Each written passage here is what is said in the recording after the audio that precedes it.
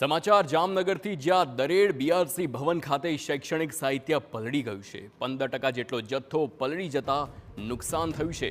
જામનગર શિક્ષણ વિભાગની બેદરકારી સામે આવી। ધોરણ 1 થી 5 સુધીનું શૈક્ષણિક સાહિત્ય પલળી ગયું।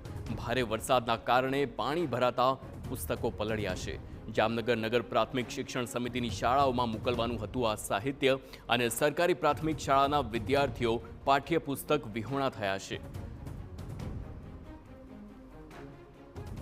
ઘટતા સાહિત્ય બાબત ગાંધીનગર એસએસએના સચિવશ્રીને રજૂઆત કરી સાહિત્ય મંગાવેલું હતું।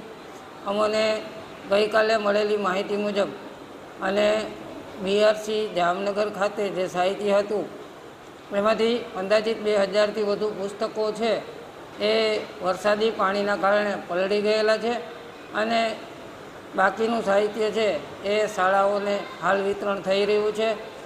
શાળાઓમાં સાહિત્ય સમયસર મળ્યું નથી, અને ક્યાંક વિતરણ વ્યવસ્થામાં ચોક્કસથી ખામી જણાય એવું ધ્યાને આવેલું છે।